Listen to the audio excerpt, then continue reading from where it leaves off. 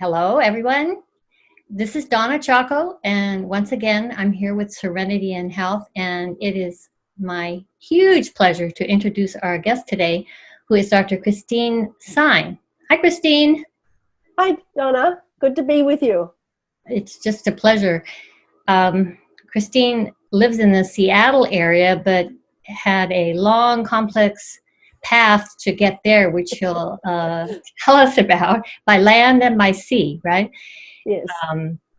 And she and I connected through this wonderful organization and writing and blog thing that she has called Godspace, which is a wonderful name. And I know she'll tell us how that came about. So, Christine, welcome. Tell us how you ended up being a doctor in Australia and being on the mercy ships all around the world. And now you are a spiritual leader, teacher, writer, and doing all kinds of things in the beautiful Pacific Northwest. It's just a wonderful story. Okay, yes, it has been quite a journey in many ways. I grew up in Australia. I did my medical training there. I worked in a hospital there for a year or so, and then I actually moved to New Zealand. I was in family practice in New Zealand for a couple of years, and it was while I was there that I heard about an organization called Mercy Ships. Well, at that time it wasn't called Mercy Ships. It was actually a part of another organization called Youth with a Mission. Just their first ship with the intention of building a hospital on board and doing medical work as well as evangelism in poorer parts of the world. And it was something that it fired up my imagination, in spite of the fact that even at that stage, I knew I was one of those lucky people that got seasick standing on the wharf looking at the sea. So it never really occurred to me that I would end up spending 12 years of my life on board the ship, living on board. Literally, it was my only home. Being involved firstly in setting up the hospital to do cleft lip and palate and eye surgery, and developing medical and dental teams to go out and work in villages. And then having the opportunity to go and work in many different parts of the world. And the thing that kind of took it from a feeling of, oh, I'm just going to spend a few years doing this, to seeing it in some ways as a lifetime vocation was just a couple of months I spent working in refugee camps on the Thai-Cambodian border in the mid-'80s, and seeing abject poverty for the first time, and just the pain of the whole refugee situation just changed my life. I think it kind of made me think. Firstly, it turned my faith upside down, thinking of where is God in the midst of this. Secondly, it turned my impression of health upside down, because I went from kind of thinking of medicine as the center of health to thinking of what is God's view of health, and how do we get there? And so, and I really thought that I'd spend the rest of my life involved with Mercy Ships. But then I met my husband, and he lived in Seattle. And so we were married in 1992. And at that point, actually, I was pretty sick. I developed chronic fatigue syndrome, and I was quite ill. So when I came to Seattle, I decided that I wouldn't practice medicine, because I would have almost have had to reset. Well, I would have had to reset my final exams and all kind of things again. And I was at that point, I'd become very interested in a much broader perspective of health. And how does God bring wholeness to us as individuals, as well as to us as communities, and even health to the whole world. And so that was when I started to get interested in a more spiritual approach to health, and God's desire to make us all whole, as well as interest in sustainability, because of the fact of a sense that, we can't be made whole until everybody else is made whole. And in fact, until the whole of God's creation is made whole as well. Oh, so that's just beautiful to hear you say all that, Christine. I mean, you say it so articulately and based on such a life of experience, how you got to this from where you started. It's a beautiful story. Well, and out of that, I think I've developed two major emphases over the last, well, really 25 years since we've been married. One of them being spiritual practices, and particularly, a broader approach to spiritual practices in terms of what brings us wholeness, and what helps us to engage in the world around us so that we can help bring wholeness to others and to God's creation too. And then the interest in spirituality and gardening that came out of it. And that kind of has become a passion, a growing passion for me as well. Yeah. As I realize, I tell people, you read about the gospel story in the Bible, but in the garden, you kind of live it out. When you plant seeds and you watch them spring into life, it's like a reenactment every time of the life and death and resurrection of Christ. And so, and the kind of connection, obviously, of the two has been very important for me as well. So that's shorthand of how I got. And then, well, I was running an organization called Mustard Seed Associates that my husband had started. And one of the people that was on our staff encouraged me to start a blog. And that was back, I think, about 2005. And it started as a personal blog and then developed, over the years, firstly, because of the fact that I didn't want it just to be a personal blog, but I really wanted it to be a place where I could provide an avenue for others to engage and provide a platform that others may not have had themselves to express thoughts on spirituality and on gardening and sustainability. So that's and since I've retired from Mustard Seed Associates, Godspace has become much more a focus for me, as well as the writing that in a lot of ways comes out of that too. So that's just wonderful. I didn't realize you were really a pioneer, to go back on the mercy ship thing, right? Yes. I put together the whole medical ministry, really. Wow, that's just a beautiful story. I mean, your story is very different from mine, but both of us had our traditional, narrow, I would say, view of health turned upside down by things we've seen and experienced in our lives. I'm sure your own illness changed how you thought about health. I hope you're all well now, we hope. Oh, yeah. Yes, I still have to be careful, but yeah, I mean, obviously I live a very active life and a very fulfilling life as well. So that's great. That's great.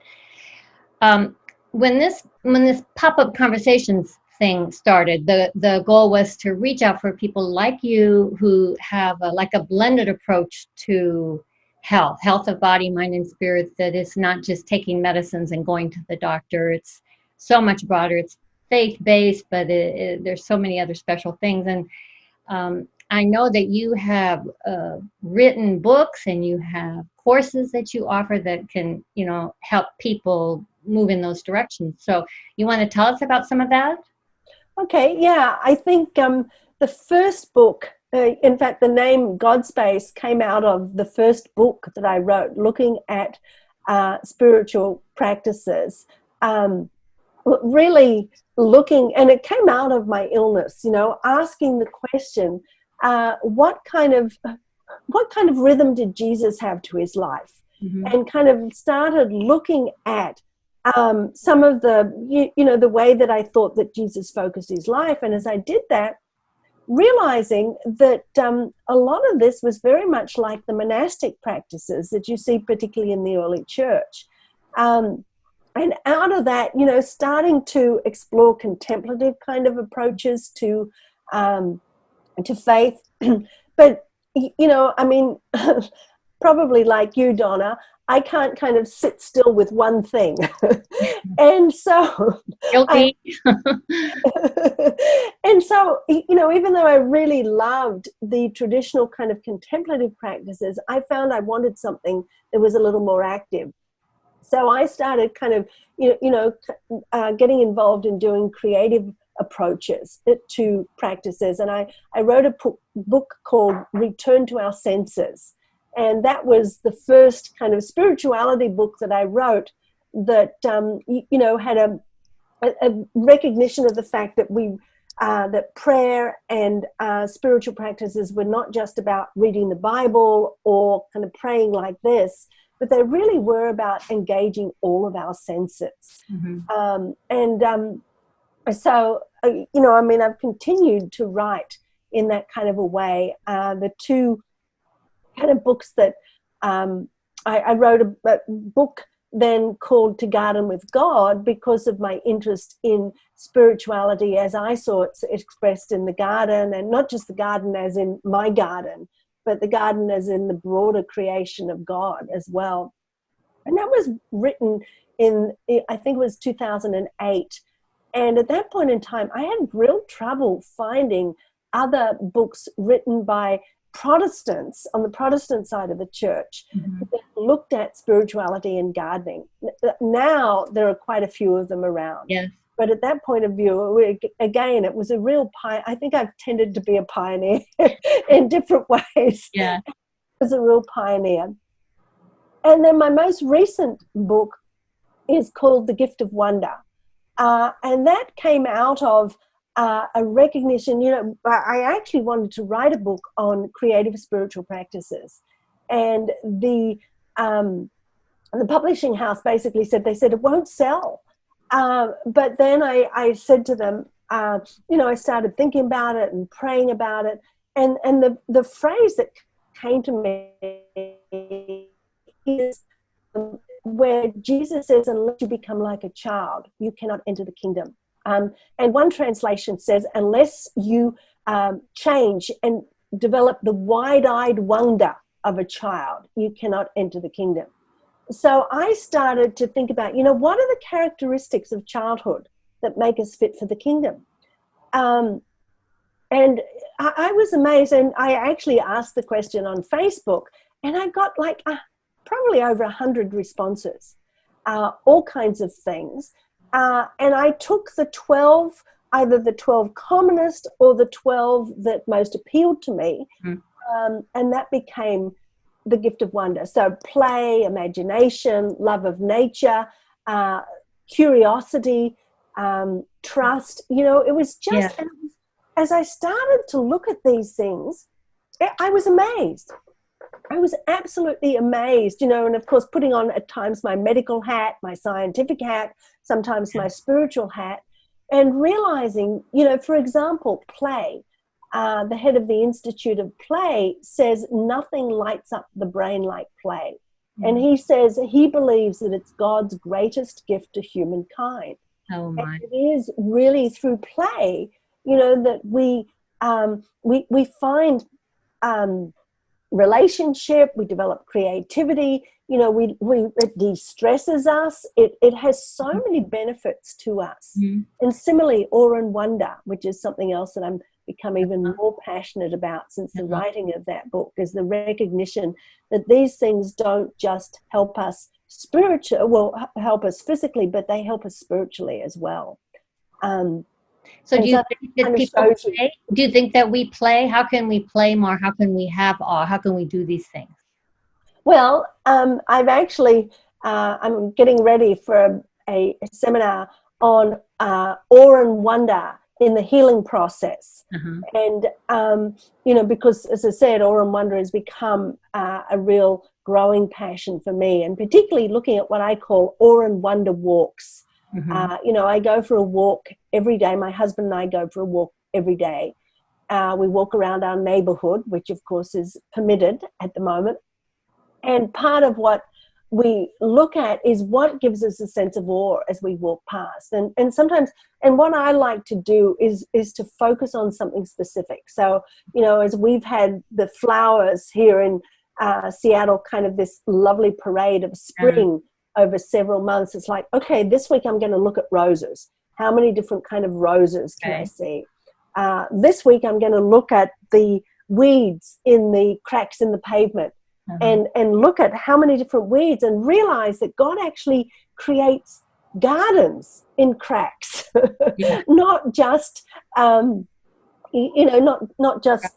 not just weeds.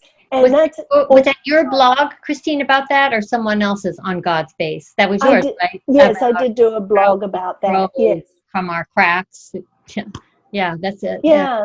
And then recognizing that, I think, in fact, one of the books that I've read talks about the fact that we've lost the ability to appreciate awe and wonder. And he's a guy called Robert McFarlane wrote a book called Landmarks, fascinating book.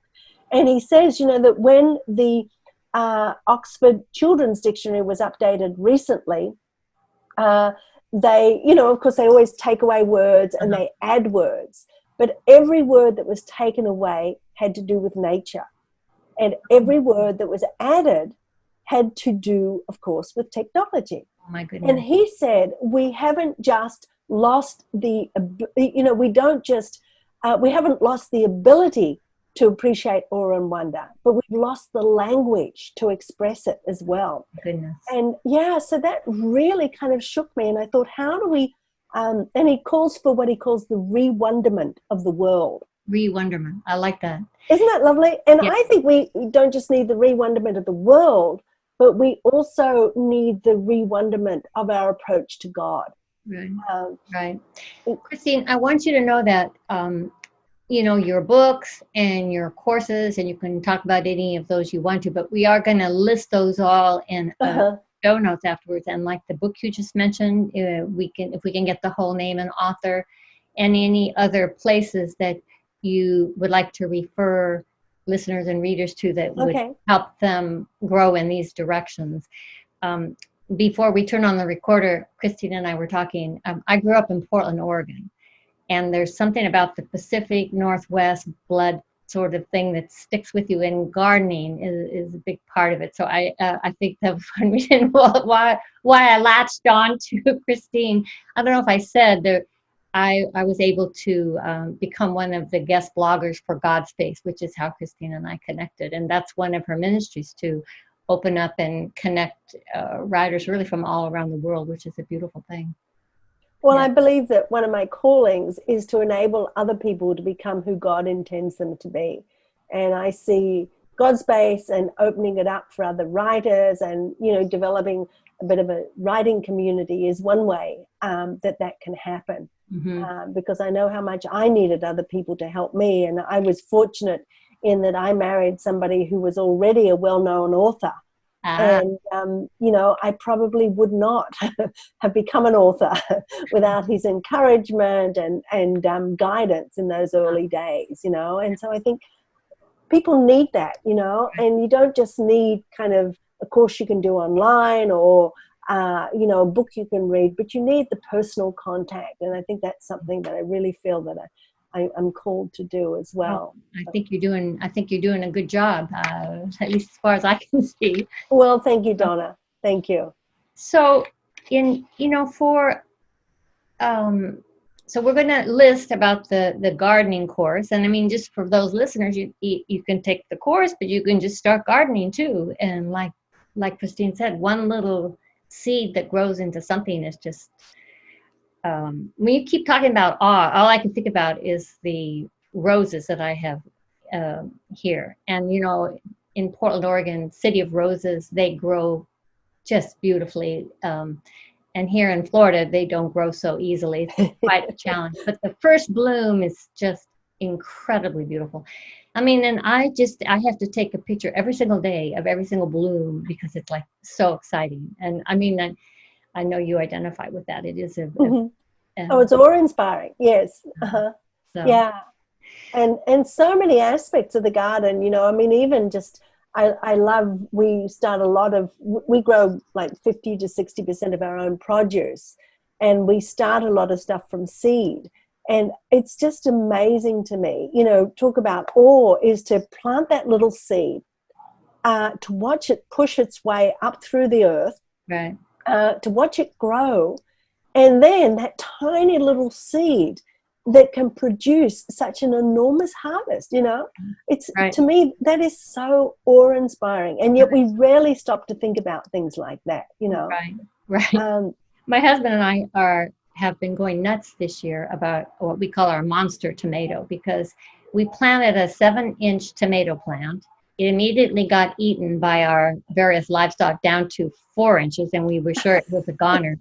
It is now over like 7 feet tall, and we had Oh, to wow. buy massive stakes to hold it up, and it's just covered. It's cherry tomatoes. It's just covered with cherry tomatoes. Anyway, How wonderful. Yeah, yeah. And it's awe-inspiring. You know, I think gardening in that regard is totally awe-inspiring, you know. And I think that it's not just gardening, and it's not even just nature that can be awe-inspiring. You know, sometimes when I do my awe and wonder walks, I will look at, I was telling somebody the other day, you know, you might want to spend a day looking at people's roofs and the variety of roofs, you know, and even kind of in a way the creativity that goes into that. Or what do people have in their gardens? You know, the creativity that there is in their gardens. Or, you know, if you live in an urban area, the awe-inspiring murals and even the graffiti, you know, which is an absolute art. Or these days, you know, with the COVID lockdown, I've just loved walking around the neighborhood and being awed by the things that kids have done. You know, the art and the chalk on the pavements, or you know, just all kinds of things. right. That really is an inspiration and an awe-inspiring kind of aha moment for me. Right. Well, you know, you've already said a lot of things that our listeners could take home and try and do. I mean, we want ourselves to be healthy and happy and close to God, and we want that for other people. So we do all these various programs with, speaking for myself, with that goal, and yours is somewhat similar. So before we wrap up, you know, what, through all these years, what kind of messages would you throw out as a take home to listeners, in addition to the many things you've already putting you on the spot? Yeah, I think, you know, in a way I'd say never lose faith. I love, one of the things that I've learned from the garden is that there is no failure in the garden. You know, it's just an opportunity to try something different. And that's certainly been, in many ways, the experience of my life. You know, when things haven't worked, I've learned over the years to try something different. You know, or another way of putting it is, you know, you think of a river that it reaches an obstacle and it doesn't stop. It finds a way around it. You know, it finds a new path. Right. And I think that obstacles give us an opportunity for new paths. Okay. And that's something that I'd like to say, that we should never give up, because there is no failure, I think, in the world that God has placed us in, and these sometimes difficult situations like now, you know, with COVID. What an amazing opportunity we have to reinvent our lives in a lot of ways, to reevaluate and to reinvent our lives. You know, I think, to me, it's like God is wanting to press the reset button, or has pressed the reset button. And we need to recognize that this is not going back to what we might call a new normal, but it's, you know, just a total reinvention of life. Right. And hopefully a life in which we're more concerned for each other. Right. You know, we do slow down, and we're more concerned for the environment as well. Right. So I don't know if that's the kind of thing you wanted, but no, that's good. I mean, it's just a reminder that we don't find our health is so interconnected, just like our mind, body, spirit health is interconnected with each other, with the world. And yes, it's a challenging time. We have more time to pray and connect on Zoom. Just think of all these Zoom conversations that might not have happened if it hadn't been for the COVID-19 crisis. Well, I think of how much time I've spent on airplanes, you know, and just going somewhere to give an hour-long talk, and it's like, it's actually very nice not to have to do all that travel and all the stress of it and everything, and to be able to do it in a different way, I've found, Now, and I realize the privileges I have that, I was talking to a friend the other day who works with single parent mums, and she was saying, that the last 3 months has been the absolutely most challenging time for her and for the ministry that she runs, because of course, so many of these single parent mums have lost their jobs, and they've got to do childcare as well as try and find another job. And, it's just been absolutely incredibly challenging. And I know that I think to myself, the whole thing of I can't find wholeness until everybody in this world has found wholeness. And so I'm constantly asking myself, what can I do to help others find wholeness as well? And particularly thinking of those that are marginalized. That's a beautiful message. I mean, that's a beautiful message. Christine, thank you so very much. I feel like I know you better now, and I think our listeners will have a lot to think about.